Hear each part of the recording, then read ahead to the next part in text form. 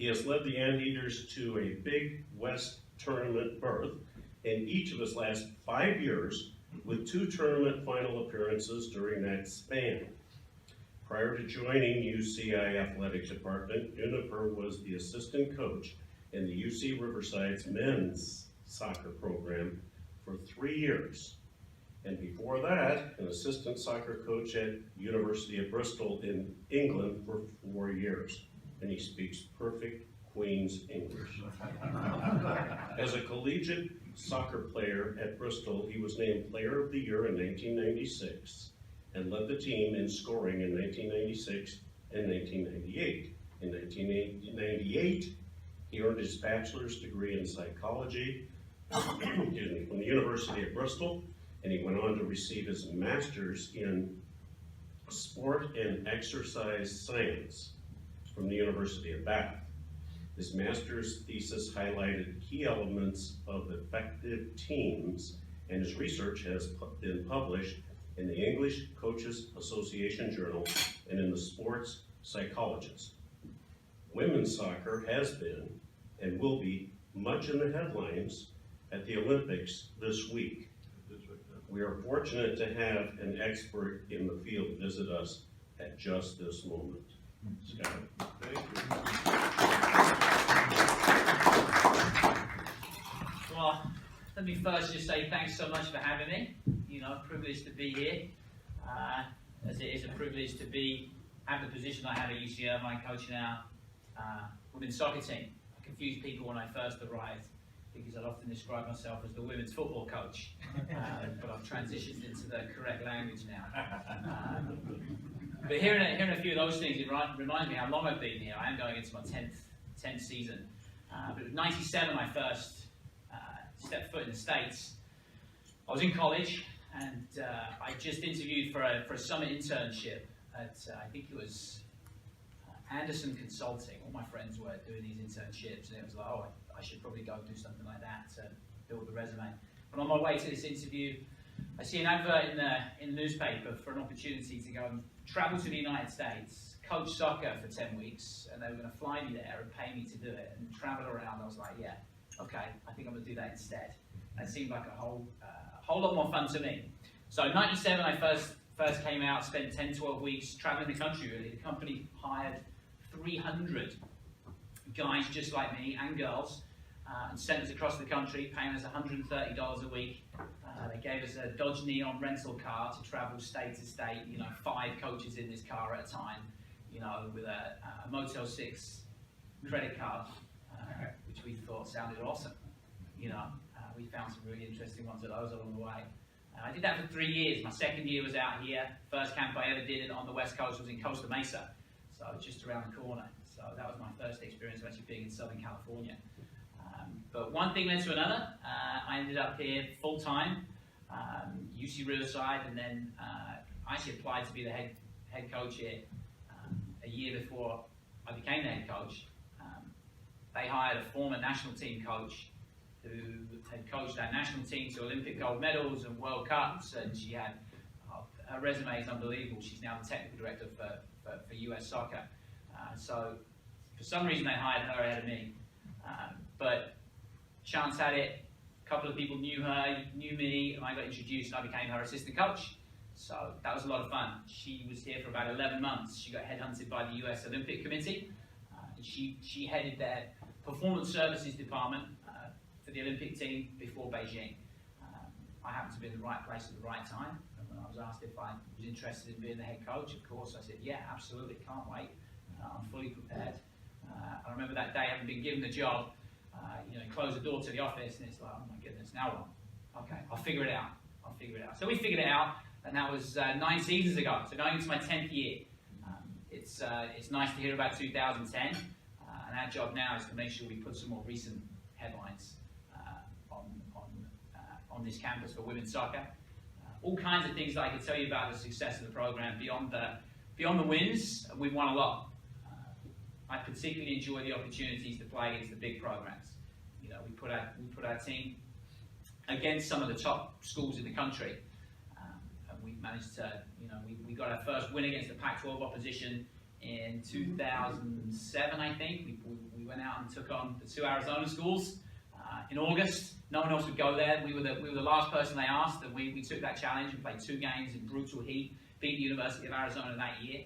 We've since been to Oregon. We've beaten 2 Pac-12 schools in a weekend on the road. That was awesome. We went to Texas A&M, played in front of about 5,000 people and beat them on the road. We've beaten BYU in front of 5,000 fans, and no one beat BYU in women's soccer in Provo. That was pretty cool. We're still trying to reel in USC. We tied them last year. We were talking about Cal earlier. They're in our sights. We did tie them when they had Alex Morgan, the #1 player in the world, on that squad. And our alumni from the past 9 years have gone on and done some big things. A lot on the soccer field. We've got players that have gone through medical school, law school. Those that joined the UCI Irvine Women's Soccer Breeding Program, so they have children that I've already got recruiting files on. And professional soccer players. We've got a ton of professional soccer players playing in the Pro League right now, not just in this country. They've been to Europe and played in a number of countries. And those players are now starting to come back. So I haven't been here 9 years. That's several recruiting classes have gone all the way through now. And they're starting to come back. We have alumni on our staff. We have 2 coaches right now on our staff who both played for me, 1 for 3 years, 1 for 4 years. And we've had in total about 5 or 6 different players on our staff at any given time. So it's been a lot of fun. We've seen a lot of ups and downs. You know, everyone likes to talk about the big successes. But we've also been a program that's had to fight through some serious adversity. You know, it's not all wins. You know, you get into these small ruts where people stop coming by the office. People stop popping in to say hi and seeing how you're doing because they can see you've lost 2, 3, 4 in a row. And that's where we learn the most. That's where we learn the most. We choose to fail forward, and we build our culture to try and help us stay on track. I have a colleague who's a sports psychologist meeting with my team right now. They're in a conference room with him, and part of his discussion with us is about setting a North Star goal, a North Star compelling vision of the future, and accepting that we can get knocked off course, but having the idea, having the culture and the framework to drive us forward keeps us on track and keeps us heading in the right direction. So what I thought I'd talk to you about, I think Maria's going to help me out. She's going to hand around a few of these cards, and we had these printed. You won't be able to see from there, but she hands them around.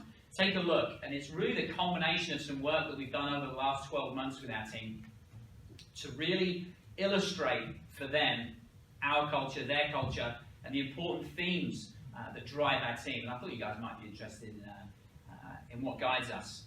We have a director of operations who's very good on graphic design and Photoshop, and she took our ideas, she took our themes and our team discussions, and she produced this for us.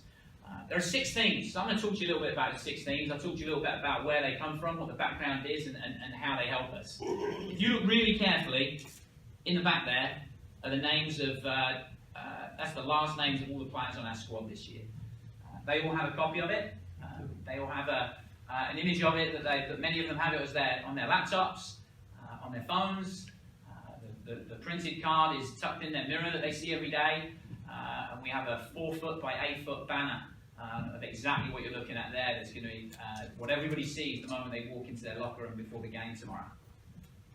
So the first one, I talked about a sports psychologist. I had a sports psychology background, degree in sport and exercise science, and it was 100% sports psych research that I did. But what I've learned is that as much information as I give my team, they hear me a lot. So we brought in maybe 7 or 8 different sports psychologists over my time here at UCI Irvine. And we have Dr. Parham, brother of Thomas Parham, actually working with our group. And Play Hungry is something that he introduced to us about a year ago. And he, in our discussions, figured out that our team works exceptionally hard. And we established through our fitness data, very difficult for us to ask our team to work any harder. And he encouraged us to take a different approach. He wanted us to talk about playing hungry and working hungry and trying to get our team to understand the difference between simply playing hard and playing hungry. Reminded me of a chap that I did a coaching license with from Nigeria. He actually had just played in the 1994 World Cup. An incredible player. But he would tell us over lunch about how literally his village the guys in his village would hike a mile and a half and meet the lads from the other village, literally halfway between where they all lived. You know, one group brought a bag of rice, one group brought a few baskets of fruit, and the team that won would take it all home. And he said you should have seen some of those contests. So the idea of playing hungry is really that there has to be a purpose to what we're doing. We have to teach competitiveness, and for them it's not just a performance. This is a competition. It's a contest, and it is honourable in our program to give your fullest competitive effort and to be unapologetic for it. Anything less than that for us is, and there's a quote in our locker room somewhere, it's the grossest possible insult to your opponent if you give any less than that. So we encourage that, and play hungry is something we talk about a lot. Wolfpack. Wolfpack is the idea that the strength of the wolf is in the pack, and the strength of the pack is in the wolf. That's thrown around a lot, and our team have really explored that in a number of discussions. But we encourage them to be the most competitive wolf that they can be. To understand that a wolf pack isn't a collection of 15 identical wolves. That doesn't create a very effective team. We're different for a reason. They're recruited for a reason. We encourage them to embrace their differences. We have strong players, we have fast players, we have tough players, we have tricky players, we have smart players, and we want them to be the best version of themselves they can be. That's a pretty liberating thing to tell a freshman that comes into our program. You know, they want to fit in, they want to be the same as everybody else. I'm constantly asking them to embrace the differences and embrace the individual wolf that they can be. Within that, a group of players that play like that can embrace the fact that they are a pack and they work together. And one feeds off of the other. And it's a perpetual growth idea that being the best individual you can, supported by the team. The third one on there, sweep sheds. One of my favourites actually. I grew up in England, and the school that I went to, I showed up on day one, and I was looking for the soccer team, the football team I was looking for, of course. No soccer team. We only play rugby here, Juniper, and there are rugby tryouts this afternoon. Goodness, and I was resistant, and I had no interest, but it was really the only outlet. It was either that or you had to go on a 4-mile run every day. So, yeah, I'll have a go. Can you kick the ball in rugby? Yeah, okay, I'll play that position. So I played a lot of rugby, became very, very interested in the team concept of rugby. And, again, learned a lot, read a lot about the New Zealand rugby team. And there's a book that my team read in the spring. The book is called Legacy, and it's about the culture of the All Black rugby team. And Sweep Sheds is chapter 1 or 2, and it refers to the way that their senior players, these guys are celebrities. These are David Beckhams of New Zealand. Superstar celebrities having played hundreds of times for their national team in front of stadiums packed with 80,000 people. These guys are superstars. And it's those guys. It's those guys that sweep the sheds. The sheds are their locker room. Imagine the state of a men's rugby locker room at the end of a game.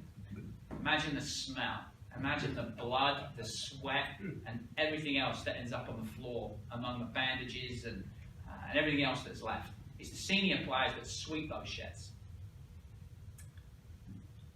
A pretty powerful thing for a team to have. A group of senior players that understand what it takes to show that kind of humility.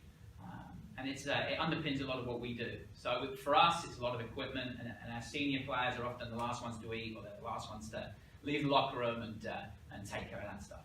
So we talk about that. It's a powerful story, but for our team, you guys ever run into my players, ask me if they've swept the sheds recently. They'll know exactly what you're talking about. The next one, intentionally in green, go forward. So the colour green for us is symbolic of that. And I talked a little bit earlier about failing forward. Everything we do, tactically, emotionally, socially, we want to be going forward. We process our mistakes, we process our losses, but we do it forwards. When you see our team play, every time they receive the ball, you should see them present their bodies and present their feet so they can go forwards. So go forward has become a real big thing for us. Blue mind. We stole that from the All Blacks as well. We want to have our bodies in the oven and our minds in the fridge. That's how we compete at our best. We've got to be fired up to compete, but we must remain stable. I'll go with that word. Stable, absolutely. Consistent through the game and through the way we compete. So blue mind is our 15. And then the last thing, this was very organic from one of my players who was in the middle of a team meeting, and we're talking about our fitness requirements and conditioning and how we can be the best conditioned team we've ever had here. And one of them just mumbled under her breath, "We'll just live fit. Live fit." And it was nice to have an organic moment like that to really encourage our players that it's not about getting fit. It's not about getting ready for the season. This is a lifestyle. This is Division 1. This is excellence. This is a high, high level. And everything they do, 12 months a year, should be to live fit. So we've got a team of players that are experts in nutrition, experts in the need for sleep, rest, recovery, emotional recovery, mental recovery. Just this morning, we did a little session that would be probably best described as a blend of relaxation, meditation, and imagery. We do that 24 hours before every game. When we're on the road, on a Friday we'll play a game, on a Saturday we'll get up at the hotel, and very typically we'll have breakfast together, and then they'll back to their rooms to get changed into something they're comfortable walking in. They leave their phones in their rooms, and they come down and we go for a 20-minute meditation walk. 20 minutes of silence, somewhere where we can find in some kind of nature, depending on where we are, by a lake, in a forest somewhere. And it's probably the only 20 minutes of their week that they get to experience just a little bit of quiet. We'll have them focus on the sounds they hear and different things, but they love it. We've got a group of players, they share houses down in Newport, and they've got a house rule. There's 5 or 6 of them living there, and no phones when they're in the house, which I think is super cool. If anyone's been around the younger generation, it's perpetual. The information that's flooding in front of them, it's instant, it's constant. From the moment they wake up, the first thing they do is check how many Instagram likes they have on social media. Before they go to bed, they might get woken up, with a phone call or a text. So they have 0 downtime. So that's wrapped up in there. So really, those are the 6 things. And it's been fun working with my team to produce those. It was a long process. It was nice that we had someone that could put that together in such an engaging way, and we use it a lot. So please feel free to keep those and share it with anybody you like. No one outside of our team in this room has actually seen that before. It's not something we publicise, but we think they're pretty robust things. When we hit the adversity that's inevitable this year, we'll return to this, and the answers are going to be in there somewhere. The answers will be in there somewhere. So that's our team culture. Building that team culture has got to fit within our institution.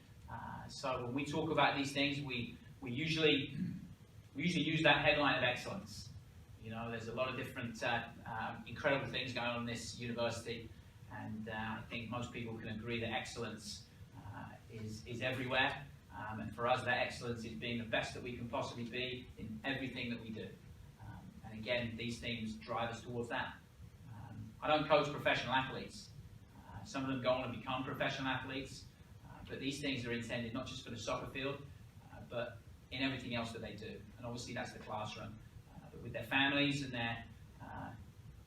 their growing relationships with significant others, huge challenges they have in their lives when they're in college, and beyond. So we hope that it helps guide them through that stuff.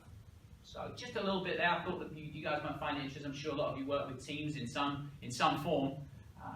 And what I learned through a lot of my research is the dynamics of a team, doesn't matter what environment it is, whether it's a marketing department where these guys work, or the development that Tim does. I'm sure anything that you guys are involved with. The dynamics of a team are very much the same. And having a set of themes and some goals that bring everybody together and really weave together that fabric of your team culture is pretty powerful. So we're excited. Our first game's tomorrow, Friday night, 7 o'clock. We play Fairfield from Connecticut. We play St. Mary's on Sunday. And our season goes fast. That's 10% of our season. We play 20 games. So the national championship is December the 5th. That's in, I believe, North Carolina. And then when we win that game, we're going to start booking flights to the White House to go and meet whichever historic president we're going to meet at the White House to share our NCAA national championship. Our players actually built a little model of the White House in the dorms this week, because they know that's the ultimate goal for what we're doing. So again, thanks for having me. It was kind of fun to let my dad know I was coming. He's a former Rotarian, president of the Rotary Club of Colchester and North East Essex, I think. My mum was a part of Inner Wheel. Do you guys have Inner Wheel? Yeah, used to. Yeah, Right. So I grew up with all of that. I was a Cub Scout for a number of years. I used to get lost on all the hikes. But again, thanks for having me. I hope you get a chance to come out and see our team.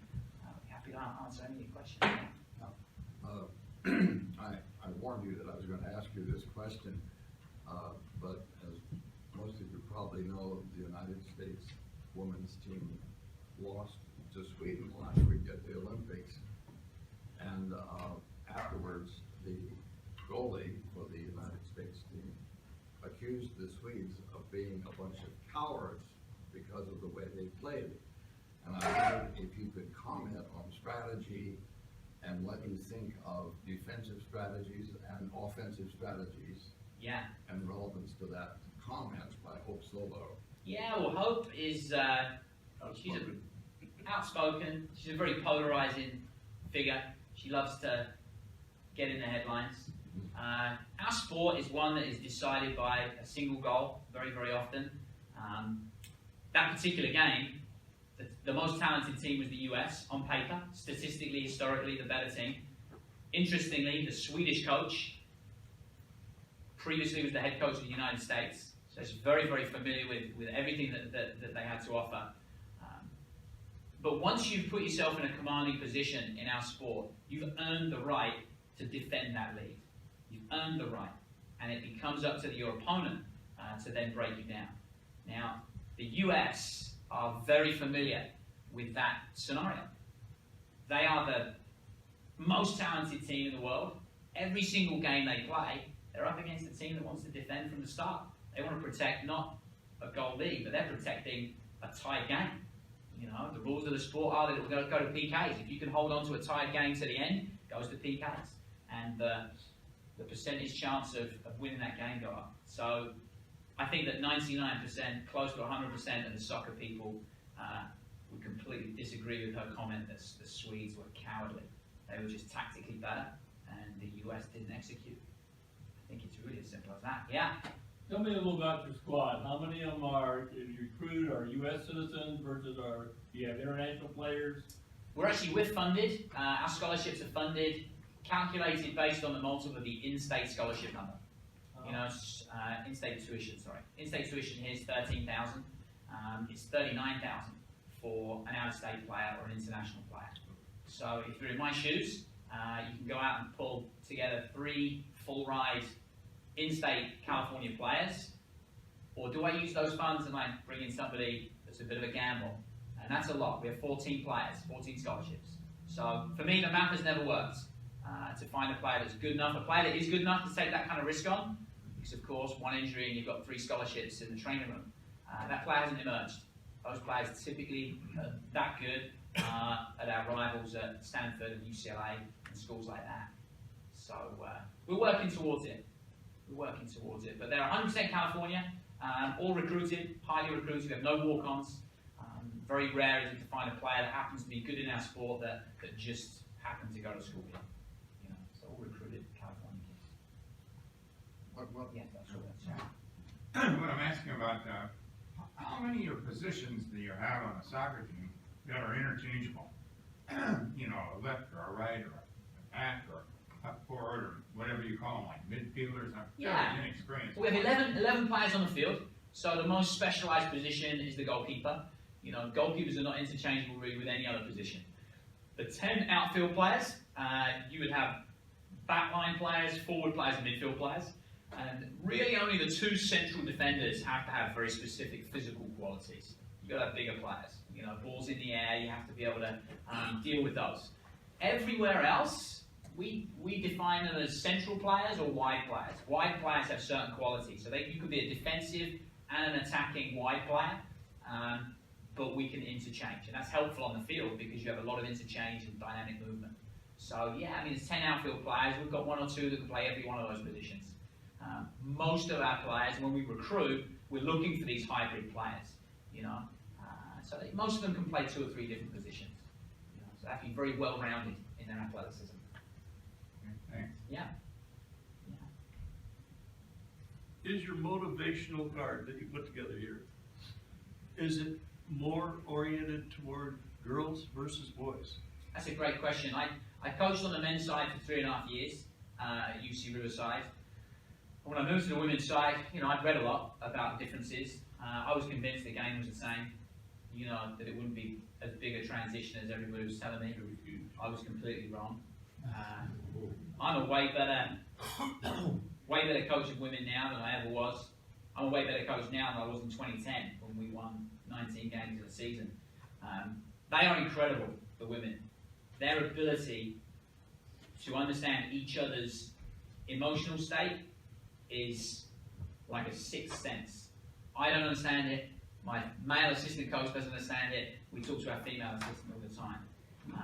So yeah, I think it's crafted very much towards the women. They know when I'm having a bad day before I do. They know when I walk out into the practice field. They told me, they're like, oh, we know the way you come across that field. We know whether it's what kind of practice it might be. I'm like, really? I suppose I had a bad day. They're very good. Are there certain high schools in Southern California that are really noted for their soccer, for their women's soccer? Or do you find them coming from almost any high school? Yeah. The bigger high schools that sponsor their athletic departments within the high school, Armada Day is a very good example. There's tons of athletes coming out of there. We find them everywhere.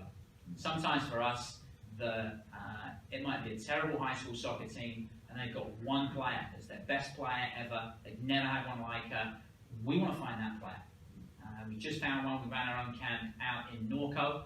A young lady, I can't even say the name of the high school, it's so small, brand new high school out there somewhere, and she never played club soccer, been coached by her dad since she was, and never gone on to a high profile team, and she's now committed to UC Irvine. Those things are exciting for us. Another one of our players a few years back had never ever stepped outside of Santa Ana until somebody recommended her to us. She came to Irvine, day 3, she's in tears in our office. I can't go to college, it's too far from home. I think it's 3 minutes on the bus. I miss my family. But she got through it, and she ended up playing in a Women's World Cup 10 months later out in Germany. So the players from those small communities are sometimes the best ones to get.